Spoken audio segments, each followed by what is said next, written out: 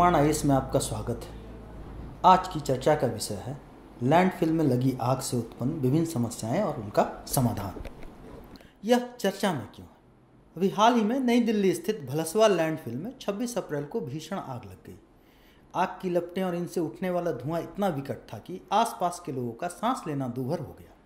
इतना ही नहीं, यहाँ का यातायात बुरी तरीके से प्रभावित हो गया और लोग बाग बाहर निकलने से भी परहेज करने लगे। तो लैंडफिल में आग क्यों लगती है?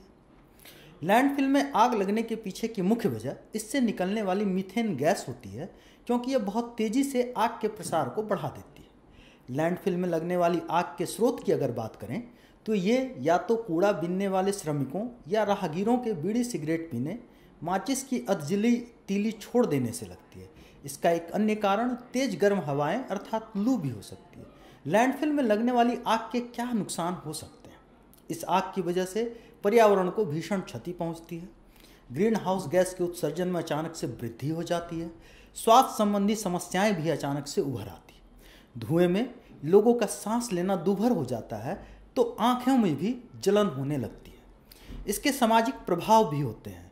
धुएं की गुबार की वजह से परिवहन प्रभावित होता है तो बच्चों का विद्यालय जाना भी बंद हो जाता है।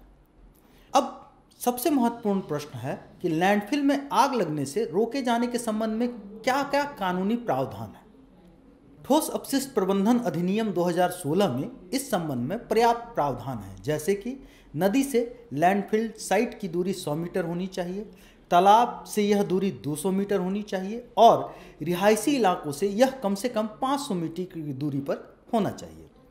मगर इन नियमों का कड़ाई से क्रियान्वयन नहीं होता है। भलसवा लैंडफिल भलसवा झील से 100 मीटर से भी कम दूरी पर स्थित है। अब लैंडफिल की समस्या से कैसे निपटा जा सकता है?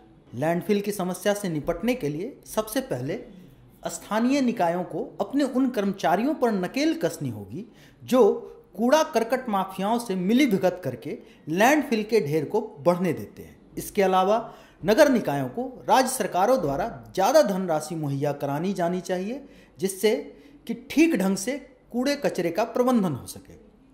इसके अतिरिक्त विभिन्न राज्यों को आपस में ठोस कचरा निपटान से संबंधित सर्वश्रेष्ठ प्रथाओं को साझा किया जाना चाहिए।